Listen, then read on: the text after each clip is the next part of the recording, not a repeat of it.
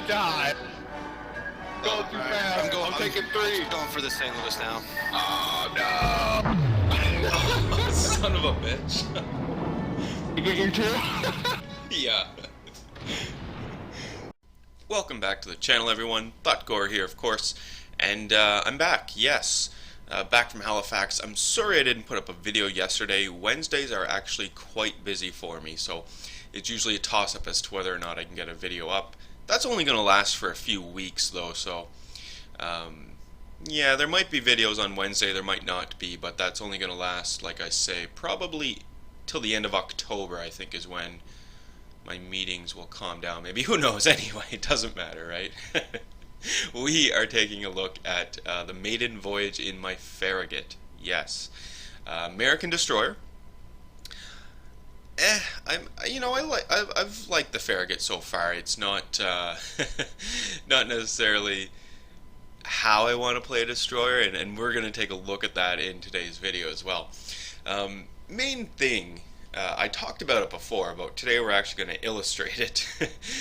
Remember I was saying your Japanese destroyers are torpedo boats first, and the guns are really secondary, used for defensive purposes at close ranges. Well, now we're taking a look at American destroyers, where it's the opposite. Your guns are your primary weapon, you are a gunboat, and your torpedoes at this tier are really secondary, really just used for defensive purposes. So that's what we're going to see here in today's video. So you can see I am on straight, and I am platooned with Bezzy today. So that's great, and like I say, this is maiden voyage of the Farragut. Now, before you go off and click forward, I guess, just to skip through this, it's not a typical maiden voyage for me. I was actually really surprised with this. I do quite well, so stick around and we'll watch what happens. Now, main differences in your American destroyers versus Japanese destroyers. Obviously, it's the torpedo ranges, right? The guns and concealment. So this Farragut is going to be seen, I think it's 7.3 kilometers away, so it's pretty far away. You can be detected fairly easily when you compare that to, say, my Fubuki. That thing is 6.3 kilometers when I have camo on it. Yeah, so it's fairly big difference. And then the torpedoes themselves. So the torpedoes right now in the Farragut, this is completely stock because it's first battle in the Farragut. 5.5 kilometers is the torpedo range. Yeah, I know it's not great. And I mean, when you take that into consideration with your detection range, you're never going to be able to fire torpedoes without being spotted. So, defensive. That's what we're going to use torpedoes for, is being defensive. So how I like to play my American destroyers is, you can see here, I'm taking shots at Cleveland. Cleveland knows I'm spotted, even though we can't see him spotted because my commander isn't fully retrained. Keep that in mind. I am spotted, and I'm just firing my guns at anything I see. Anything in range I'm going to be firing at, right? So I'm taking shots at the Cleveland. Now the strategy behind this is that I know that they're going to shoot back at me. It's obvious to me anyway that they will be shooting back to me. So I need to pay attention, and I need to maneuver like a son of a bitch. Yes, that's the only way that I'm going to be able to stay alive in my American destroyers. I like playing my American destroyers, don't get me wrong. They are fun. The reason why I like playing the American destroyers is that it's a lot more nerve-wracking to be a captain of an American destroyer than it's of a Japanese destroyer. In a Japanese destroyer, I can almost, sit back, sip my coffee, and, ideally, no one's ever actually going to spot me. I'm just shooting torpedoes out in the water at people, getting them that way. In my American destroyer, it's more like some crazy person just got let out of the asylum, right? Or maybe escaped from the asylum, wasn't actually supposed to be let out, but they are. And that crazy person is now captaining the American destroyer. You need to get in close, you need to go fast, and you need to be maneuverable as all hell. That's the only way that you're going to survive in these American destroyers. I mean, this can be said all the way up from, tier, where does the American destroyer start? Tier 2, maybe? From tier 2 to, say, tier 7. At tier 8, at least with the Benson, things start to change for the American destroyers. You get longer range torpedoes and whatnot. So obviously we'll need to do a separate video on that when we get to that point. But in these lower tier American destroyers, now you don't have that luxury. You can see, you're spotted. Most always you're spotted. Quick shout out to Buzz1750. I'd mentioned it before about getting camo for my ships, downloading mods. Well, I did it, Buzz. Yes, I sure did. I didn't do it for my American ships, though. For whatever reason, I was doing it. And I was like, oh man, my Japanese ship, this is so awesome. And then going on with that, and yeah, I forgot the Americans. So you're not going to see it on my American ships just yet, but you'll notice that Gremioski, that I just hit with a torpedo, hooray, hooray, is decked out in camo, and that's because I did get the camo for the Gremioski. So that's why you'll notice the camo on that guy is a little different than what you've seen before. I do get the kill, so that is great. My engines are gone though, so I'm pretty screwed because you can see my repairs on cooldown, so things are a little hairy right now. But just get back to Buzz. Buzz, thank you for bringing it to my attention. So yeah, I do have camo now for my Japanese ships, and you can expect to see that in upcoming videos. Wasn't that a close torpedo dodge? This was almost typical maiden voyage for Thotgor. At that point, I was a little freaked out. Just a little. You can see that I did manage to get my engine repaired. Great. Did that. But then it got taken out again. Yeah. I took another shot and engines are gone again. No, not engines are gone. Sorry, engines are on. Steering is gone. Yeah, so now I can go full speed. Great. But I can't maneuver. It's alright though. I'm in a hard turn to port. Well, quarter turn to port, I guess you'd say. And these people are still struggling to actually shoot me. They're trying to line up on me. They can't quite do it, so they're struggling. So we do have this guy right here. I believe it's in New York. We're gonna have to do something about him. He can't stay here because if he starts closing the distance, then his secondary batteries are gonna be firing at me, as well as whenever he loads and aims his primary batteries, those will be firing at me as well. And look at my hit points, can't do it. So took out that guy. Excellent. Again, I'm a gunboat, so I need to shoot at things. Anything at all, just shoot at it. Unfortunately, yeah, there I go. Looked like my repair did come off cooldown, didn't notice it, and I continued my crazy circles. But whatever. I eventually got it, and now we're going to shoot at this Omaha over here. Putting shots into him. Unfortunately, Bezzy has died. He died fairly quickly in the match, which sucked because, obviously we wanted to work together, but I wasn't about to throw the match. Again, maiden voyage, I want to prove to myself it's possible to have a good maiden voyage. So that's what we're doing. Now with the Farragut, I do like the torpedoes on the Farragut. The reason why I like them, now obviously I don't like the range, right? The 5.5 kilometers, don't really like it. But I like the fact that they're centerline torpedoes, so they're running down the center of the ship. I can shoot port or starboard, depending on where my target is. They have a good firing arc on them, and there's 4 torpedoes per tube. So why I like that is, it ranges of 5.5 kilometers. If you fire one narrow spread and one wide spread at your target, if you're willing to fire both your torpedoes at once, it is damn near impossible for that ship to miss all of your torpedoes. They will at least hit one. And I really like that because it gives you a nice spread of torpedoes out to either the port or starboard side, and whatever enemy you're shooting at is going to be threatened. They are going to have to take at least one torpedo in most cases. Depending, how they are. If they're coming straight on at you, yeah, maybe not, but I would still count on getting the one torpedo hit. So that's why I like the torpedoes on the American destroyers right now, on the Farragut. Now, on the Mahan at Tier 7, it's similar situation, except you got one center-lined torpedo launcher, and then one on the port and one on the starboard. That's nice as well, because you can shoot, say, your center-line torpedo and your port torpedo launchers off at the same time, and if you miss that target, you can always swing around and get them with the starboard side torpedoes, which is nice. It surprises a lot of people at times, and I've been a victim of that as well, where I see them ahead, I see that it shot its torpedoes, I'm like, alright, I'm going in for the kill. Oh shit, he's turning and now he's going to kill me. Yeah, so keep that in mind when you're coming across Mahans. But for right now, in the Farragut, not too bad at all. Need coffee. So we're going to hunt this guy down here. At this point, he doesn't know that I'm here, so using a bit of strategy, I'm waiting until I get to detection range before I open fire at him, because I don't want to open fire before I'm detected and then be detected further out. Not in this case, anyway.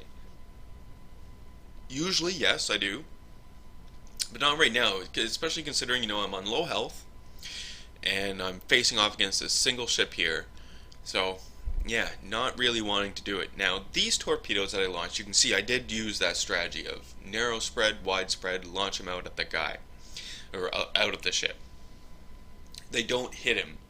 I miscalculated the distance that I was firing from and the distance that the enemy would be when my torpedoes reach there.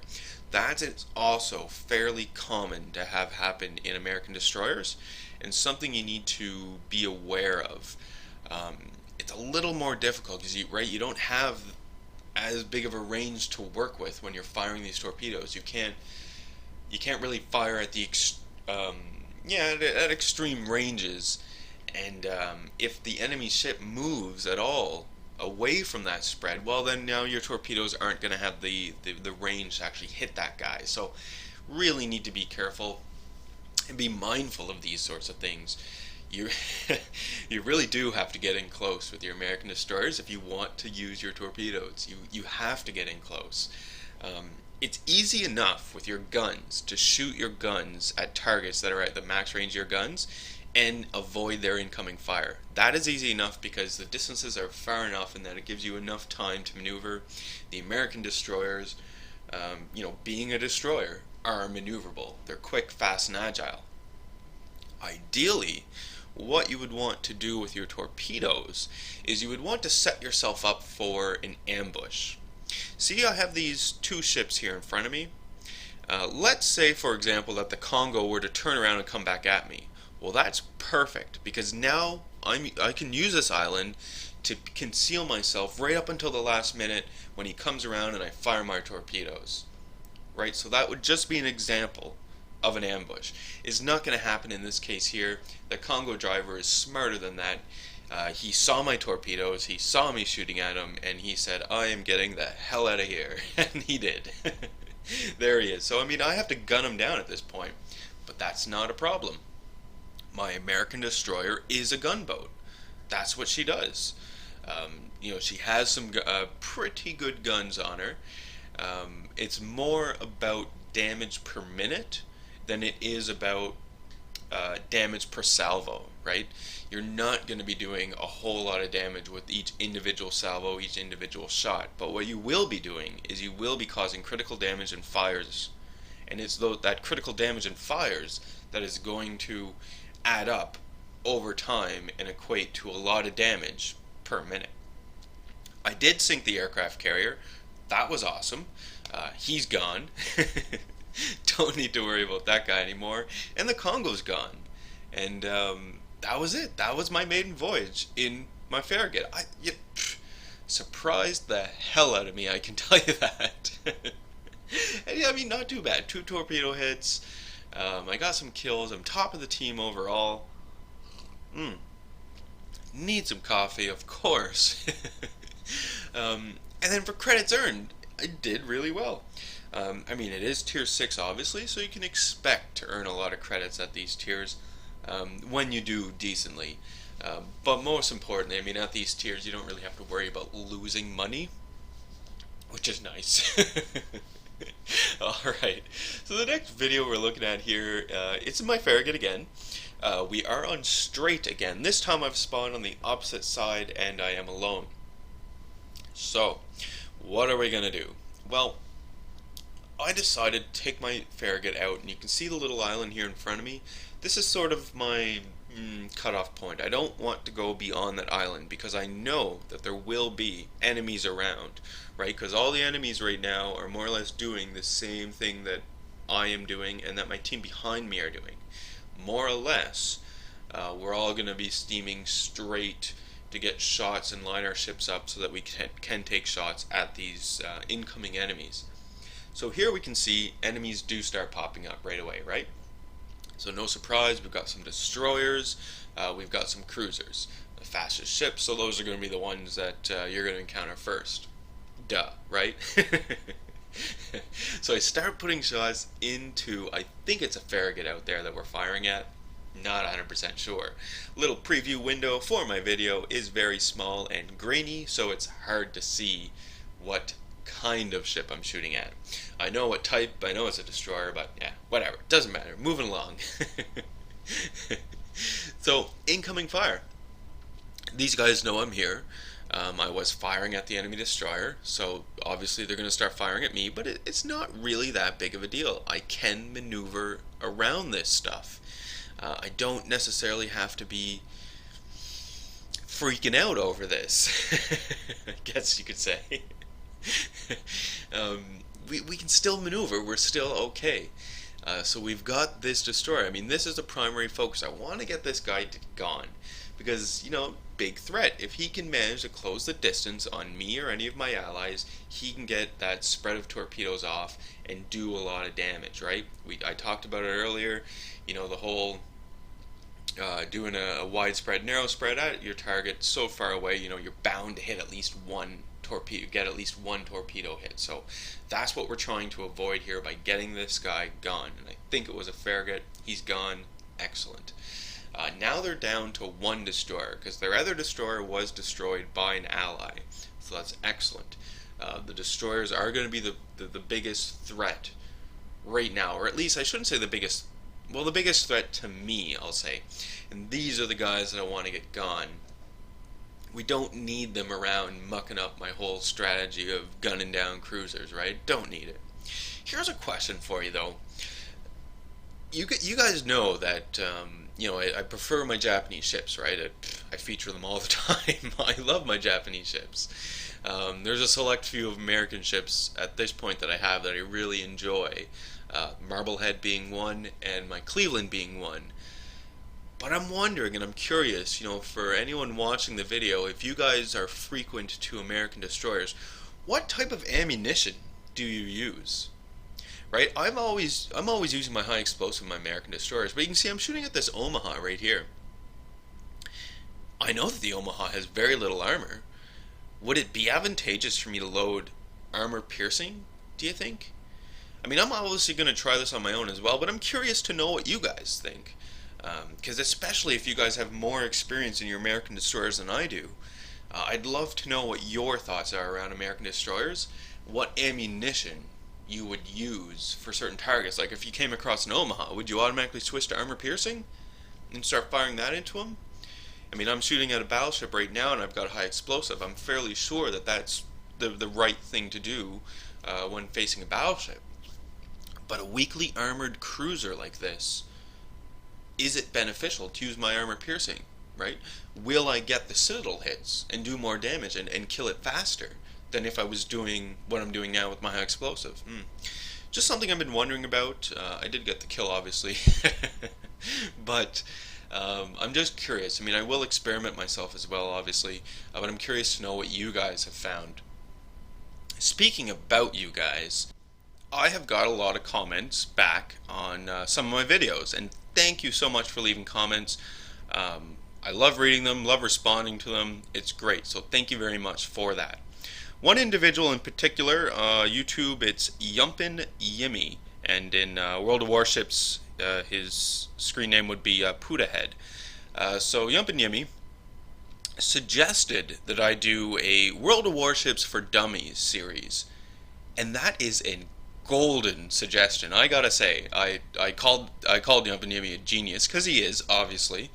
I will be doing that shortly here. I'm still thinking about it, still trying to figure out how I want to present it, what I want to cover in it, but it is on my radar now, and it is going to be coming up.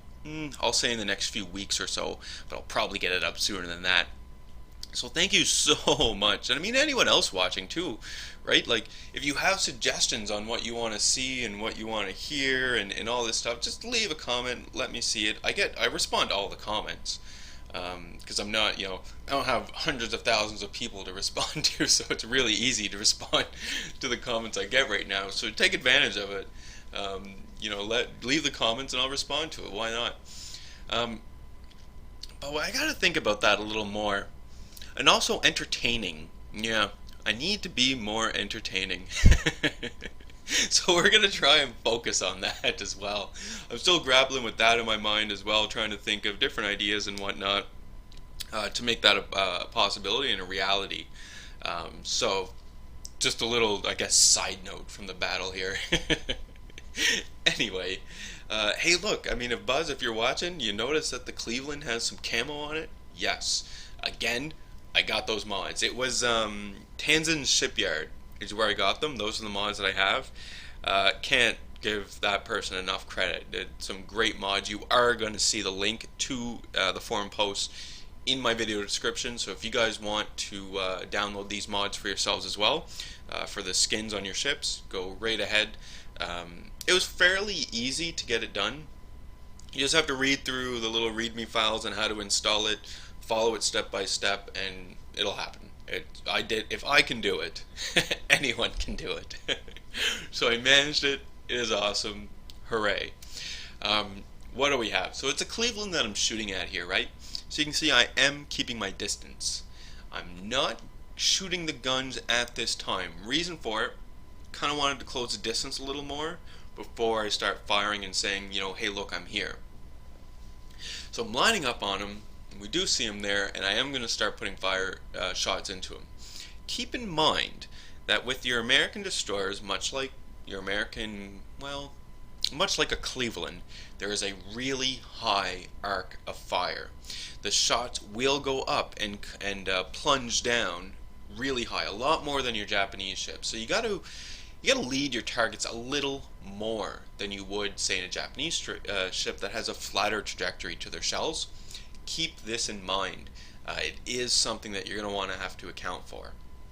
I was shooting at the Cleveland there, and I was like, oh yeah, I'm going to go in the middle and we're going to torp them and ambush them. And then these guys started shooting at me, and I was like, what the hell is that? So I had to break off from the Cleveland. You can see I got lucky and dodged the Cleveland's last few shots there, and now we need to start engaging this Omaha. He's right there in front of me. Got to do it. So I'm putting shots into him. We're going to try and get this guy gone.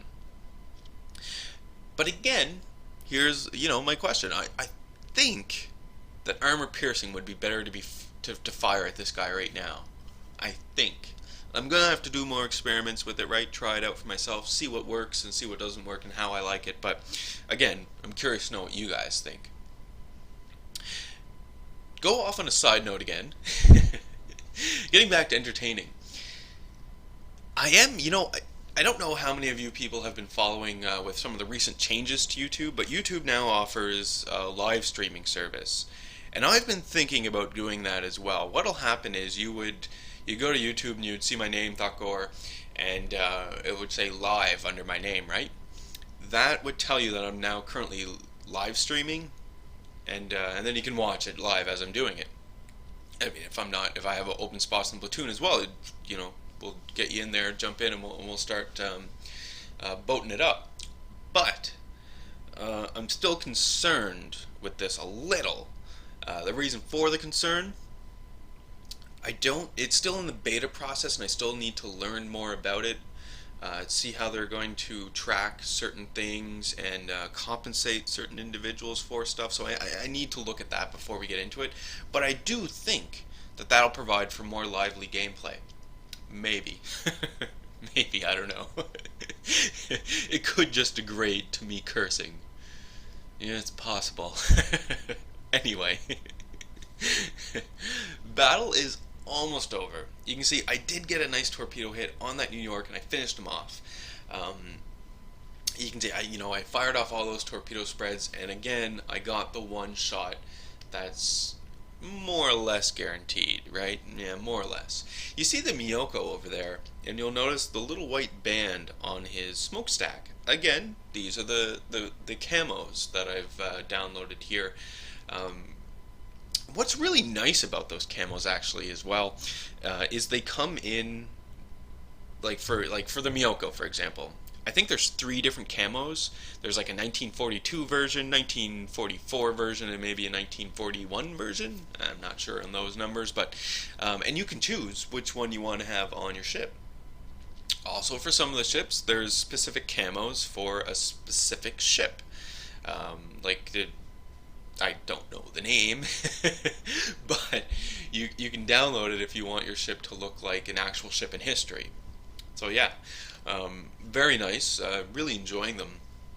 My Cleveland camos is actually the USS Vincennes. That's the Cleveland camo that I have on there because I find it looks amazing. Plus it reverts back to the system there. You can see it here. See the blue hull? Yes, finally. So at this point in the battle, we've more or less won this. The enemy only has 3 ships left. We can see the Cleveland here in his glorious camouflage, and I'm pumping shots into him. You'll notice that, if this was a Japanese destroyer, I would have more torpedo hits versus less gun hits. Whereas American destroyers, obviously, I'm going to have more gun hits and less torpedo hits. The role of the destroyers are fairly opposite to each other when we look at American destroyers versus Japanese destroyers, especially at these low to mid tiers. It will change when you get up to at least the Benson in an American destroyer. I'm not there yet, obviously, so I can't really comment factually on the changes. I can obviously speculate like I'm doing now, but I don't, I'm not 100% sure on that, and I don't want to come right out and say it that, your Japanese and American destroyers at tier 8 are going to be equivalents. Yeah, I don't know that for sure. Doesn't matter. We're going to win the battle. It's pretty great. So I have that Cleveland back there, but I decided, whatever. He's gone now, and there's just these 2 enemy ships remaining. There's an aircraft carrier, and there's a battleship, I believe. Maybe. And they're behind these rocks, right? So gonna try and do something about these guys. So I throw in the boost, and we're gonna just try and go right around these islands and get in there and start shooting at them. Just to try and sink them, get the extra points before the match ends. The tickers are counting up. I mean, there's not really a whole lot that these guys can do right now. You can see that one battleship just took some torpedoes, and things aren't looking good for them. So I need to put the speed on, right? I do have my speed boost on here because I need to come around here, and I need to start putting shots into these guys. Maybe I can close the distance enough to get in there and launch some torpedoes. Need to be careful because I don't have the hit points right now, and it's such late in the game, I don't want to die. So you really do have to be careful and consider this when you're determining whether or not you want to run in there and get a torpedo spread off.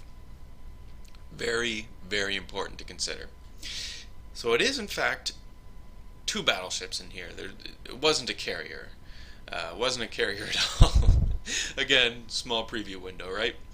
That guy's behind the island. I've got this guy over here. Is that New Mexico? Yeah, so we're going to put shots into the New Mexico. Why the hell not? This guy here can't shoot at me because the island is in between us. I am going to try and line up some torpedoes on him. You can see I want to ambush him as he's coming around that little island, but at the same time I can keep putting shots into New Mexico. Now the New Mexico's gone. Allied got him. Excellent, excellent job there. Turns out this guy isn't a battleship. It's an actual cruiser. A Miyoko, I believe. I eventually got it right. But you can see I did fire torpedoes off, but there's little islands, there's angles involved. I have no confidence in those torpedoes actually hitting them. What I'm looking to do with them, I guess, is maybe flush them out of this little area down here, because put them into the open where myself and the team can really lay into this guy. I have to keep in mind my low hit points, so you can see I'm still using the island as cover, because that Miyoko, if he's got high explosive loaded, and if he's going to put a full salvo into me, that will finish me. I'm dead. I don't have the hit points to survive that. Luckily, my team is here. They're supporting me, and they're helping. Well, we're supporting each other. You can't say that the team is just supporting me. No, we're supporting each other to get the job done and to get the victory that we all want, right? If you're playing, obviously I'm assuming you're going to play to win. Just makes sense to me. So there's Miyoko. He did ground himself, and he's gone. We got him. Match is over. Fantastic. So I hope that you did get to see in this video some differences between American and Japanese destroyers, what to look out for when you are in your American destroyers. I really want to thank you guys for leaving the comments, giving me suggestions to improve the channel. Fantastic. Keep it up. As always, I do hope you enjoy the rest of your day.